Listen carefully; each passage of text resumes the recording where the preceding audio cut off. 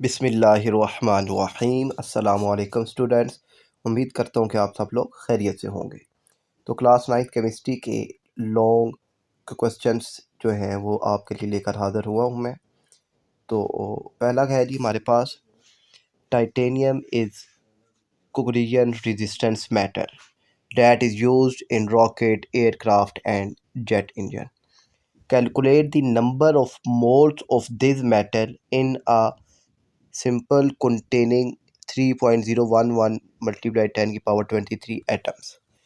अब बच्चे यहाँ पर इस न्यूमेरिकल को या इस तरह के न्यूमेरिकल को सोल्व करते हुए मिस्टेक करते हैं। वो यहाँ देखते हैं जी नंबर ऑफ मोल्स है, तो वो सिंपल जो हमने लास्ट वीडियो में फार्मूला पढ़ा है, mass in gram divided by molar mass, वो वाला इम्प्लीमेंट करते हैं।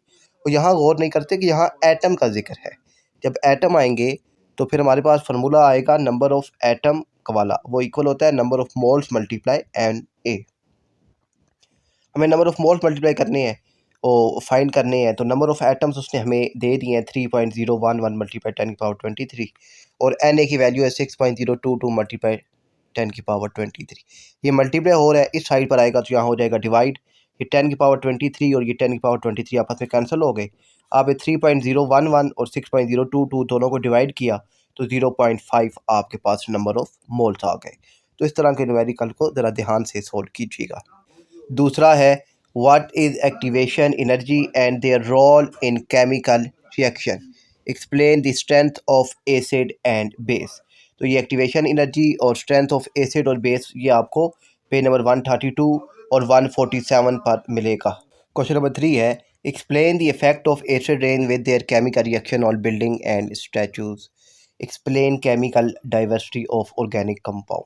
इसका जवाब आपको 160 और 183 पर मिलेगा। फिर question 4, differentiate between complete and incomplete combustion, ये 198 पर इसका जवाब है। फिफ्थ है, explain the concept of isotopes with the example of chlorine and carbon, यानी आपने क्लोरीन और कार्बन के आइसोटोप्स का जिक्र करना है। बताना है कि क्लोरीन के और कार्बन के कितने आइसोटोप्स हैं, और explain covalent bond with their types. तो इसका जवाब 35, 36, 37, 80 और 84 पर आपको मिलेगा। Explain the phenomena of collision and how we can prevent it by taking different techniques या मेजरमेंट्स। तो ये 124 और 125 पर इसका जवाब है। फिर आपका 7 है, explain the reversible reaction with example and also mention the reason why we called chemical equilibrium is dynamic equilibrium। 138 और 139 पर इसका जवाब है। डायनामिक इक्विलिब्रियम का अगर आपको जवाब नहीं मिलता तो सिंपल आप वहाँ पर पॉइंट लिखा हुआ है आपके पेज पे कि वो रिएक्शन जो स्टॉप नहीं होते, वो फॉरवर्ड और रिवर्स रिएक्शन में कंटिन्यूसली चलते रहते हैं। ठीक है, वो रिएक्शन जो स्टॉप ना हो, और वो रिएक्शन जो स्टॉप हो जाए वो स्टैटिक इक्विलिब्रियम होते हैं। 8 है बच्चों, describe the Bronsted and Lowry concept of acid and base और एक्सप्लेन एम्फोटेरिक नेचर।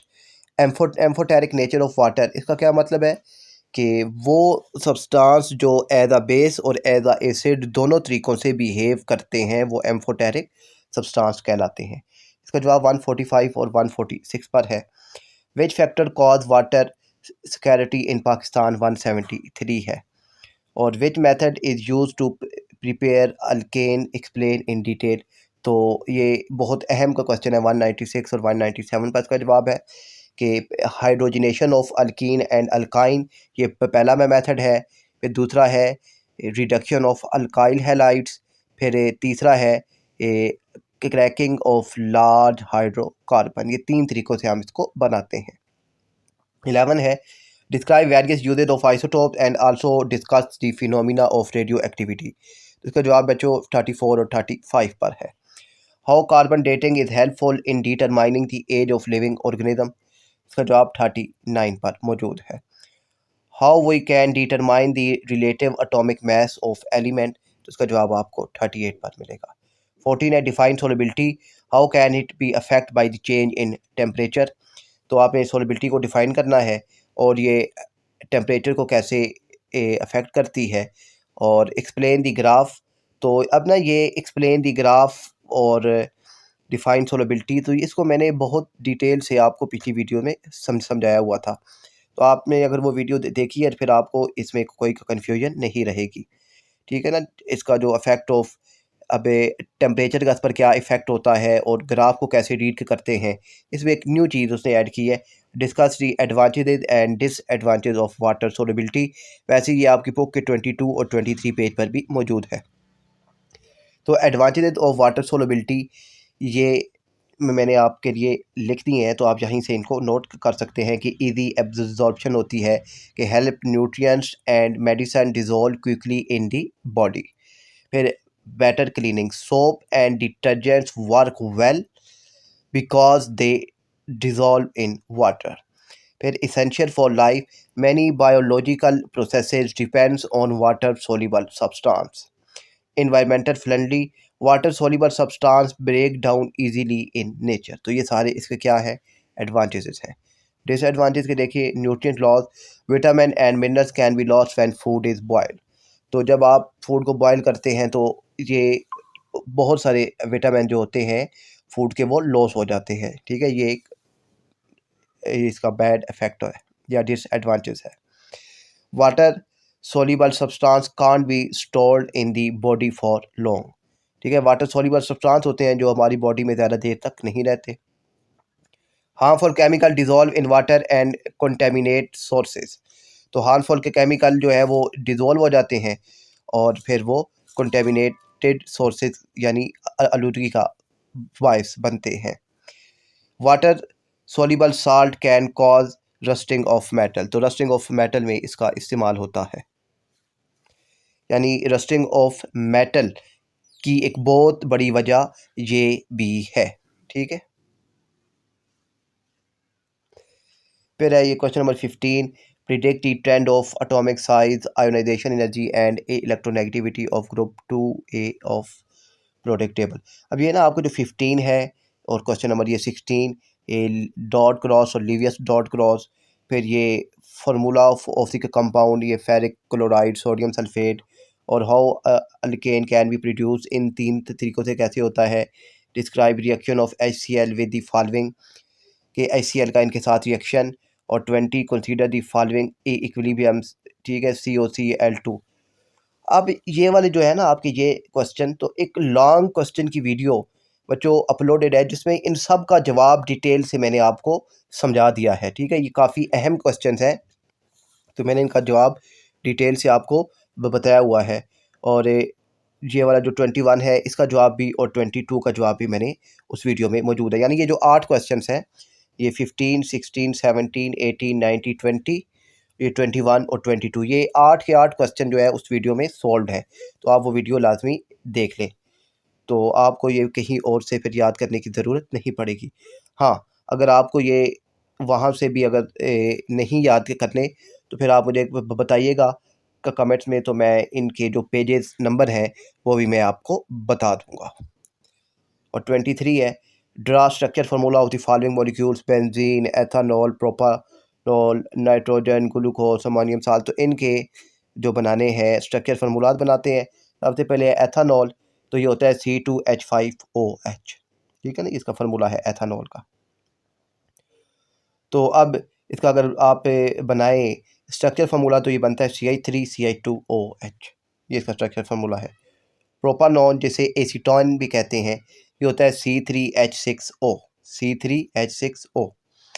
तो यहाँ पर ये आता है CH3, फिर CH3 और दरमियान में CO आता है, इसे एसीटोन कहते हैं। नाइट्रोजन ये डाई एटॉमिक मॉलिक्यूल है और इसका जो स्ट्रक्चर होता है वो N और N, यानी इनके दरमियान ट्रिपल बॉन्ड आता है। फिर कैल्शियम ऑक्साइड है, तो कैल्शियम ऑक्साइड का जो है ये CaO होता है, कैल्शियम ऑक्साइड CaO होता है। फिर हम इसको Ca2+ और Ca2-, ये इसका ये स्ट्रक्चर बनता है, ठीक है। और फिर है ग्लूकोज C6H12O6, तो इसका ये स्ट्रक्चर आपको स्क्रीन पर दिखाई दे रहा है। तो ग्लूकोज का स्ट्रक्चर इस तरीके से बनता है। अमोनिया, अमोनिया का होता है अमोनिया का फार्मूला होता है NH3, तो यहाँ पर एक N के साथ 3 H आएंगे, तो ये इसका स्ट्रक्चर बन गया। टेबल साल्ट मतलब जो नमक हम इस्तेमाल करते हैं उसे NaCl फार्मूला होता है, तो ये Na पॉजिटिव यानी +1 और Cl -1 होता है। ओजोन का फार्मूला होता है बच्चों O3 और ये होता है O डबल बॉन्ड O-O यानी सिंगल बॉन्ड, माइनस नहीं सिंगल बॉन्ड, ठीक है। तो ये ओजोन का स्ट्रक्चर होता है हमारे पास। फिर 24 है identify the Bronsted acid and base. तो ब्रोंस्टेड एसिड और बेस, अब ना ब्रोंस्टेड के मुताबिक वो सब्सटेंस जो प्रोटॉन को डोनेट करते हैं वो एसिड होते हैं और जो एक्सेप्ट करते हैं वो क्या होते हैं, बेस होते हैं, ठीक है। अब यहाँ देखिए HCO3 minus plus H2O, reversible reaction CO3 plus H3O हो गया। अब यहाँ आप देखिए ये इस H ने अपना एक H इस वाटर को दे दिया H2O को, तो यहाँ क्या बचा, सिर्फ CO3 बचा, मतलब इसका जो H है वो वाटर के पास आ गया, तो ये हाइड्रोनियम आयन बना H3O। तो इसने अपना इलेक्ट्रॉन्स को दे दिया, इसने डोनेट किया और वाटर ने एक्सेप्ट किया। तो जिसने डोनेट किया वो एसिड है और जिसने एक्सेप्ट किया वो बेस है। तो HCO3 ये एसिड है और H2O ये क्या है, बेस है। NH3 प्लस H2O, यहाँ देखिए NH3 था तो अब यहाँ पर NH4 हो गए और वाटर यानी ये जो वाटर ने अपना एक H इसको दे दिया NH3 को, तो ये NH4 हो गया। तो वाटर ने दिया, वाटर ने डोनेट किया, तो वाटर यहाँ पर एसिड है और NH3 अमोनिया ये बेस है। HCl, तो यहाँ पर अब ये देखिए यहाँ पर AHCO3 है, तो अब यहाँ पर प्रोडक्ट में देखिए H2CO3 हो गया, मतलब इस H ने एक यहाँ HCl से एक H इसके पास आ गया, ये H2 हो गया, यहाँ सिर्फ Cl रह गया। तो HCl ने डोनेट किया तो ये एसिड है और HCO3 इसने एक्सेप्ट किया, ये बेस है। यहाँ देखिए HS और H2O है, तो ये H यहाँ आया तो ये H3O बना और H सिंगल रह गया। तो अब इस H ने अपना इलेक्ट्रॉन इसको दे दिया, तो ये जो S है ये HS ये एसिड है और ये H2O ये क्या है, बेस है। जो उम्मीद है कि आपको समझ आ गया होगा, ठीक है। सिंपल सी डेफिनेशन है कि जिसने डोनेट कर दिया प्रोटॉन वो एसिड है और जिसने एक्सेप्ट कर दिया वो बेस है। तो इस तरीके से आप इसकी एग्जांपल को हल कर सकते हैं। फिर है जी आपके पास question number 25, identify oxidising and reducing agent from following reaction. तो ऑक्सीडाइजिंग एंड रिड्यूसिंग एजेंट वाला मैंने पहले भी आपको काफ़ी डिटेल से समझाया है, तो एक दफ़ा फिर मैं आपको करवा देता हूँ। यहाँ एक रिएक्शन है आपके पास, देखिए Fe2O3 प्लस 3CO और ये 2Fe प्लस 3CO2 ये इसका प्रोडक्ट है और ये रिएक्टेंस है, ओके। सबसे पहला पॉइंट फ्री स्टेट, तो यहाँ पर फ्री स्टेट में सिर्फ ये Fe है, तो Fe के ऊपर ऑक्सीडेशन नंबर आ गया 0, ओके। उसके बाद यहाँ पर आइए, यहाँ पर O का ऑक्सीडेशन नंबर हमें मालूम है क्या होता है, -2। O का -2 है तो O के 3 एटम मौजूद हैं, तो 3 2 6, तो O का आ गया -6, तो Fe का आएगा +6। क्यों कि इनका अलजेब्रिक सम क्या होता है, 0 होता है, ठीक है। तो ये इसलिए 0 हो गए। यहाँ पर बाकी जो है ये Fe का ऐसे ही रहेगा 0। फिर अब नेक्स्ट आइए, यहाँ पर इसका तो हमने मालूम कर लिया था, ठीक है, +6 और -6। अब इसका मालूम करते हैं। तो O के कितने आइटम है, O के 3 आइटम है, क्योंकि ब्रैकेट के बाद ये जो 3 है इसका मतलब है कि दोनों 3 3 है। तो 3 2 6, ये -6 और C आ गया +6। और इसी तरीके से आप यहाँ देखिए तो O के कितने आइटम है, 3 2 6, O के 6 है, तो 6 2 12, ये -12 और C का क्या आ जाएगा, +12। यहाँ आप ये जो है F को देखिए, F +6 से 0 हो गया, तो +6 से 0, तो ये डिक्रीज़ हो गया। O को देखिए, O ये -6 है और O ये भी -6 है, दोनों ऐड होंगे तो -6 -6 -12, और इस साइड पर आकर भी ये क्या हो गया, -12 ही है, तो O सेम है। फिर आप C को देखिए, C +6 से कहाँ आ गया, +12 पे, +6 से +12 पर आ गया, तो ये क्या हो गया, इंक्रीज़ हो गया है, ठीक है ना। तो इस तरीके से आपने इनको लिखना होता है, सिंपल है, कोई मुश्किल वाली इनमें नहीं है। अब ऑक्सीडेशन नंबर डिक्रीज़ हो रहा हो, ठीक है ना, यहाँ ये देखिए ये डिक्रीज़ हो गया, डिक्रीज़ हो तो ये होती है रिडक्शन, क्या होती है, रिडक्शन। और ऑक्सीडेशन नंबर इंक्रीज़ हो तो ये क्या होती है, ऑक्सीडेशन। मगर जहाँ पर रिडक्शन होती है वहाँ पर जो एजेंट आता है वो ऑक्सीडाइजिंग एजेंट आता है, ठीक है, ये याद रखिएगा, रिडक्शन पर ऑक्सीडाइजिंग एजेंट आता है और ऑक्सीडेशन पर रिड्यूसिंग एजेंट आता है। रिडक्शन पर ऑक्सीडाइजिंग एजेंट आता है और ऑक्सीडेशन पर रिड्यूसिंग एजेंट आता है। मुझे उम्मीद है कि आपको समझ आ गया होगा। नेक्स्ट है WO3 + 3H2 फिर W + 3H2O। यहाँ पर फ्री स्टेट में एक H है और एक W है, तो दोनों के ऊपर क्या आ जाएगा जी, 0 आ गया, ओके हो गया। फिर नेक्स्ट में फिर अब O का होता है जी क्या -2, तो O के 3 एटम है तो 3 2 6, O का -6, तो W का आ जाएगा +6। यहाँ पर O के फिर कितने आइटम है, 3 है, तो O का -6 और H का +6 आ गया। ठीक है, अब आप W को देखिए, ये +6 से 0 हो गया, +6 से 0 डिक्रीज हो गया। O को देखिए, ये -6 से -6 ही है, O सेम है, तो इसके सामने सेम आ गया। H को देखिए, ये 0 से +6 हो गया, 0 से +6 इंक्रीज हो गया, तो डिक्रीज हो रहा है, तो यहाँ पर क्या है, रिडक्शन है। और रिडक्शन हो तो कौन सा आता है एजेंट, ऑक्सीडाइजिंग एजेंट होता है। फिर H इंक्रीज है, इंक्रीज हो तो क्या होता है, ऑक्सीडेशन होती है।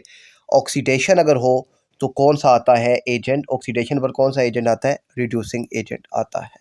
ठीक है, आसान है। यहाँ इसको देखिए बच्चों, ये 2FeCl2 + Cl2 और 2FeCl3 आ गया। Cl फ्री स्टेट में इसका क्या आ गया, 0, ओके हो गया, ये 0 आ गया। फिर अब Cl का होता है हमारे पास प्लस और -1, ठीक है ना, ये ग्रुप 7A है। तो अब 7 है ना, अब इस 7 जो नेम है उससे क्या जाहिर हो रहा है कि इसके आखिरी शेल में 7 है, आखिरी शेल में 7 है, तो 7 है तो जाहिर सी बात है एक ये लेगा, तो लेगा तो चार्ज माइनस आएगा, तो -1 O के कितने हैं, 2 2 सॉरी Cl, तो 2 2 4, तो -4 इसका आ गया, तो Fe का +4 आ जाएगा। और यहाँ पर अब Cl का -1 है, तो अब Cl कितने हैं, ये 3 2 6, ये -6, तो इसका आ गया +6। Fe देखिए, Fe +4 से +6 हो गया, इंक्रीज हो गया। Cl को देखिए, -4 से -6 हो गया, डिक्रीज हो गया। तो यहाँ पर इंक्रीज हो रही है, तो जब ऑक्सीडेशन नंबर इंक्रीज हो तो क्या होती है जी, ऑक्सीडेशन नंबर इंक्रीज हो तो वो होती है ऑक्सीडेशन, और ऑक्सीडेशन नंबर अगर डिक्रीज हो तो वो होती है रिडक्शन। और ऑक्सीडेशन पर रिड्यूसिंग एजेंट आता है और रिडक्शन पर ऑक्सीडाइजिंग एजेंट आता है। एक और है आपका ये लास्ट वाला, ये इसको ज़रा ध्यान से देखिएगा, ये थोड़ा सा अहम है और थोड़ा सा कॉम्प्लिकेटेड भी है। यहाँ पर अब जब, अच्छा एक पॉइंट याद रखिएगा, H और O जहाँ पर दोनों आए तो कोशिश यही किया करें कि आप H के मुताबिक लिखा करें, क्योंकि अब यहाँ पर ना ये जो H है, H के कितने आइटम है, 4 2 8, तो H का होता है +1, तो ये आएगा +8 और ये O आएगा -8। ठीक है, और अगर आप O के हिसाब से इसको देखें तो 4 2 8, तो O का कितना होता है -2, तो माइनस यहाँ पर -16 आता है, तो यहाँ पर जो है O का ऑक्सीडेशन नंबर वो -1 है। ठीक है, खैर आपने H के मुताबिक लिखना है, तो ये 4 2 8, तो H का है +1, तो ये +1, तो 8 1 8, ये +8 आ गया और ये क्या आ गया, -8। फिर सल्फर का होता है -2, ठीक है ना, S का होता है -2, तो Pb का क्या हो जाएगा, +2, Pb से लेड बनता है। ठीक है, और फिर यहाँ पर वापस आइए, इनका जो प्रोडक्ट बनता है O का हमें मालूम है, O का कितना होता है -2, तो 4 2 8, यहाँ पर आएगा -8, और Pb का क्या है, +2, यहाँ +2 आ गया, और जो S है, अब देखें ये -8 है, तो इन दोनों का जो सम है वो +8 होना चाहिए। Pb +2 है तो +2 लिखेंगे, तो S के ऊपर अब क्या आ जाएगा, +6 आ जाएगा। ओके ना, तो S के ऊपर +6 आ गया, तो आगे +6 +2 +8 हो गए, और ये -8 आपस में कैंसिल होकर 0 हो जाए। फिर O के कितने आइटम है, 4 है, तो O का -2 होता है, 4 2 8 -8, और फिर H2 जो है इसका है +8। ठीक हो गया। अब यहाँ H को देखिए, तो H +8 से +8 ही है, +8 से +8 ही है, तो ये सेम है। O को देखिए, O -8 है, और इस तरफ -8 -8 -16 हो गया, -8 से -16 और डिक्रीज हो गया, Pb +2 से +2 है, ये सेम ही है। फिर S को देखिए, S -2 से +6 हो गया, इंक्रीज हो गया है। तो डिक्रीज हो तो रिडक्शन, इंक्रीज हो तो ऑक्सीडेशन, जहाँ पर रिडक्शन हो वहाँ पर ऑक्सीडाइजिंग एजेंट, और जहाँ पर ऑक्सीडेशन होगी वहाँ पर रिड्यूसिंग एजेंट आएगा। फिर लास्ट है बच्चों, अब बस identify the compound on the basic of their function group. तो अब यहाँ फंक्शन ग्रुप के मुताबिक इनका नाम बताना है। तो ये देखिए CH3CH2 ये R है, ROR, ये मैंने आपको काफ़ी डिटेल से पिछली वीडियो में समझाया है, ठीक है ना। अब ROR, ये अब आप यहाँ से अगर देखें ROR, ये अगर आपने आसानी से याद किए हुए हैं तो ये किसका बनता है, ईथर का। तो ये आपके पास आ गया पहला ईथर। यहाँ देखिए R, ये CH3CH2 ये R है, ठीक है। ROH, ये क्या बनता है, अल्कोहल बनता है। मगर अब यहाँ पर ये देखिए 3 कार्बन है ना, तो 3 का कार्बन हो तो क्या बनता है, प्रोप। तो ये यहाँ पे प्रोपानोल आप इसको कह सकते हैं, है अल्कोहल ही, ठीक है ना, इसका फंक्शन ग्रुप है C6H5O। अब ये C6H5O, यहाँ देखिए C6H5, यहाँ पर H6 है तो ये बेंजीन है, मगर यहाँ देखिए C6H5OH हो तो ये क्या बनता है, फिनोल। तो यहाँ पर H भी है, फिनोल है हमारे पास, ठीक है। यहाँ देखिए CH3CH2COOH यानी RCOOH, ये कार्बोक्सिलिक एसिड है आपके पास। तो ये इस तरीके से आप इनको आसानी से याद रख सकते हैं कि ROH हो तो अल्कोहल है, RCO, अब OH के साथ अगर C भी ऐड हो जाए तो ये अल्डिहाइड बन जाता है, फिर C के साथ साथ एक और O ऐड हो जाए तो ये कार्बोक्सिलिक एसिड बनता है। फिर ROR हो तो ये ईथर है, जो O के साथ C भी ऐड कर C आ जाए तो ये कीटोन है, और यहाँ पर एक और O ऐड हो जाए तो ये ईस्टर है। तो मुझे उम्मीद है कि ये आपको समझ आ गया होगा। अल्लाह हाफिज़।